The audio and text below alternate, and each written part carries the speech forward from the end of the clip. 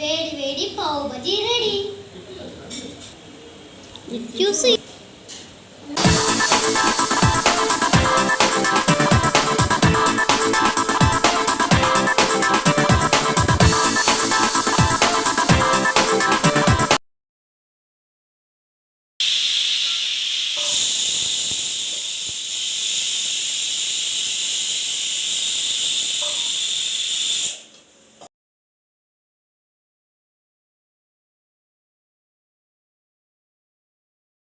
Hello friends, welcome back to Anusha kitchen.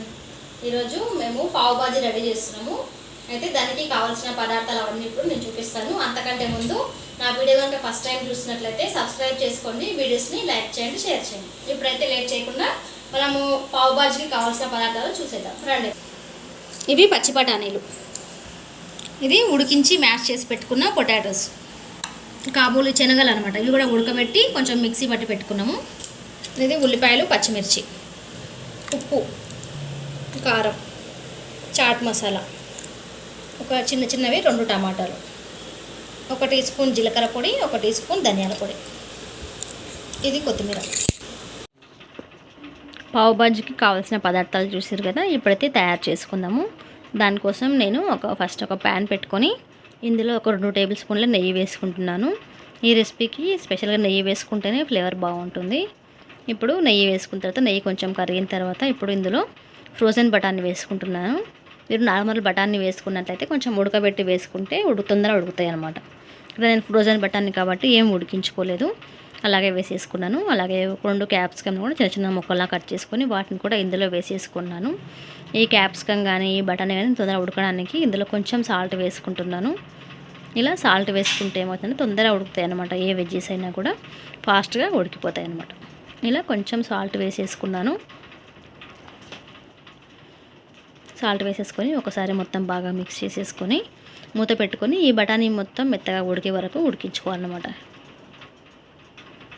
ఈ బఠానీ ఉడికేలోపు పక్కన ఒక చిన్న ప్యాన్ కానీ లేదా చిన్న గిన్నె కానీ పెట్టుకొని ఇందులో ఒక 1 టీ స్పూన్ నెయ్యి కానీ నూనె కానీ వేసుకోవాలి. ఇలా నెయ్యి కానీ నూనె కానీ వేసుకున్న తర్వాత ఇందులో ఉల్లిపాయలు, పచ్చిమిర్చి వేసేసుకొని ఈ ఉల్లిపాయలు, పచ్చిమిర్చి కొంచెం బ్రౌన్ కలర్ వచ్చే వరకు ఫ్రై చేసుకోవాలి. ఈ ఉల్లిపాయలు ఫ్రై అయ్యేలోపు మనం ఒకసారి మళ్ళీ బఠానీలని కలిపేసుకొని మూత పెట్టేసుకోవాలన్నమాట. మధ్య మధ్యలో కలుపుకుంటూ ఉడికించుకుంటే ఫాస్ట్గా ఉడుకుతాయి. ఇప్పుడు ఒక 10 నిమిషాల తర్వాత నాకు కొంచెం బఠానీ మొత్తం ఉడికింది. ఇప్పుడైతే ఇందులో మీడియం సైజ్వి 2 టమాటాలు, చిన్న టమాటాలు చిన్న ముక్కల్లా కట్ చేసుకొని వీటిని కూడా ఇందులో యాడ్ చేసుకోవాలి. ఇలా టమాటా ముక్కలు కూడా యాడ్ చేసుకొని ఒకసారి మొత్తం బాగా కలిపి మూత పెట్టుకొని ఉడికించుకుందాము. ఈ టమాటాలు మగ్గేలోపు మనం ఈ ఉల్లిపాయలు కూడా ఫ్రై అయిపోయినాయి. ఇందులో ఒక 1/2 టీ స్పూన్ కారము, 1/2 టీ స్పూన్ ధనియాల పొడి, 1/2 టీ స్పూన్ చాట్ మసాలా, కొంచెం ధనియాల పొడి, జీలకర్ర పొడి, ఉప్పు ఇవన్నీ వేసేసుకొని కలుపుకోవాలి. ఇవి ఒకసారి బాగా కలిపిన తర్వాత కొంచెం అల్లం వెల్లుల్లి పేస్ట్ కూడా వేసుకొని కొంచెం ఏమైనా మాడినట్టుగా అనిపిస్తే ఒక 1/2 గ్లాస్ వాటర్ వేసుకొని కలిపి పక్కన ఉంచుకోవాలి, స్టవ్ ఆఫ్ చేసుకొని. ఇప్పుడైతే ఈ బఠానీలని ఇలా మనం మ్యాషర్ తీసుకొని దీంతో మెత్తగా మ్యాష్ చేసేసుకోవాలన్నమాట.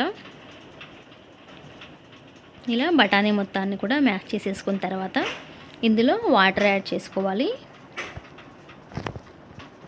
ఇలా వాటర్ యాడ్ చేసేసుకొని ఈ బఠానీలని కొద్దిసేపు ఉడికించుకుందాము.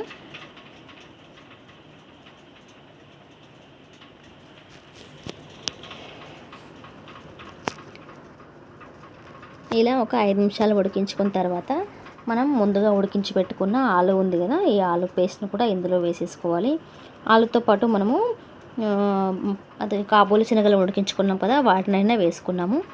మామూలుగా పచ్చి బఠానీ కూడా వేసుకుంటారు, కొంచెం డిఫరెంట్గా ఉంటుందని చెప్పేసి మేమైతే కాబూలి శనగలు వేసుకున్నాం అనమాట. ఉడికించి మెత్తగా పేస్ట్ లాగా చేసేసుకొని ఈ రెండింటిని కూడా యాడ్ చేసుకొని ఒకసారి మొత్తం బాగా కలుపుకోవాలి.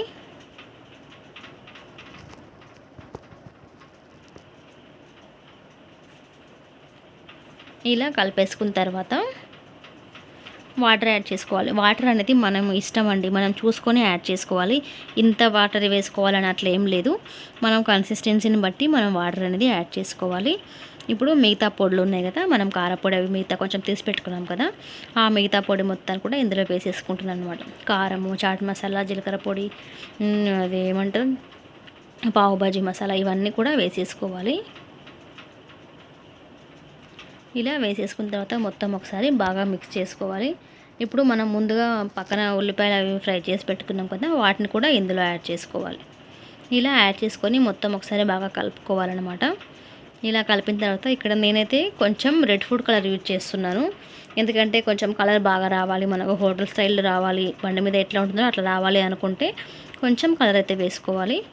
కలర్ అనేది పూర్తిగా ఆప్షనల్ అండి, మీరు వేసుకుంటే వేసుకోవచ్చు, లేకపోతే లేదు. ఇక్కడ నేను కొంచెం వాటర్లో కలిపి కలర్ అనేది యాడ్ చేసుకుంటున్నాను.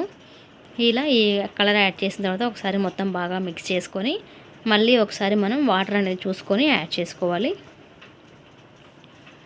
కొంచెం లూజ్గా ఉంటేనే మనకు తినేటప్పుడు వీలుగా ఉంటుందన్నమాట, లేదంటే గట్టిగా అయిపోతుంది చల్లారిన తర్వాత. కొంచెం లూజ్గా ఉండేటట్టుగా చూసుకొని మనం వాటర్ యాడ్ చేసుకొని కొంచెం కొత్తిమీర, అలాగే ఇంకా నిమ్మరసం ఇవన్నీ తర్వాత యాడ్ చేసుకుందాము. ఇలా కొత్తిమీర యాడ్ చేసుకున్న తర్వాత నేను ఇప్పుడైతే నిమ్మరసం కూడా వేసేసుకుంటున్నాను. ఒక నిమ్మకాయ, పెద్ద నిమ్మకాయ అయితే వేసుకున్నాను.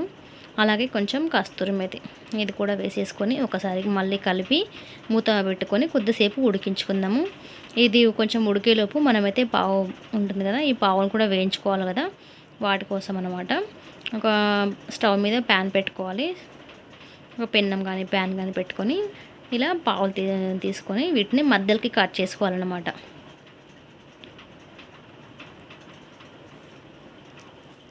ఇలా మధ్యలోకి రెండుగా హాఫ్గా కట్ చేసుకొని ఇలా రెండుగా కట్ చేసుకొని పెన్నం బాగా వేడైన తర్వాత బటర్ కానీ లేదంటే నెయ్యి కానీ వేసేసుకొని వీటిని రెండు వైపులకి తిప్పుకుంటూ కాల్చుకోవాలి. మరి అలానే ఎక్కువ ఫ్రై చేసుకోవద్దు, కొంచెం మనకు లైట్గా ఫ్రై అయ్యే వరకు ఫ్రై చేసుకోవాలి. ఇలా ఈ పావులని రెండు వైపులకి ఫ్రై చేసుకోవాలి. ఇలా లైట్గా ఫ్రై అయిపోయిన తర్వాత మనము ప్లేట్లోకి తీసేసుకొని, ఆల్రెడీ మనకు కర్రీ కూడా రెడీ అయిపోయింది, నేను స్టవ్ ఆఫ్ చేసి పెట్టాను అనమాట. ఇలా ప్లేట్లోకి తీసేసుకొని ఆనియన్స్ అలాగే నిమ్మ చెక్క వేసేసుకొని మనం సర్వ్ చేసుకుంటే వేడివేడిగా పావు బాజీ అయితే రెడీ అయిపోయింది.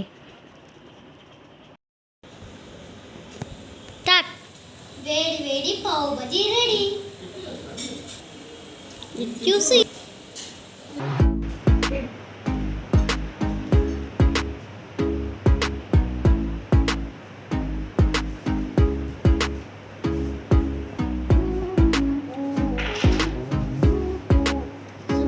సూపర్ ఉందా? సరిపోయిందా? అంత ఉప్పు కారం అన్నీ సరిపోయినాయా?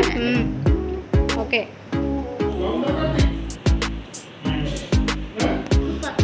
బాగుందా?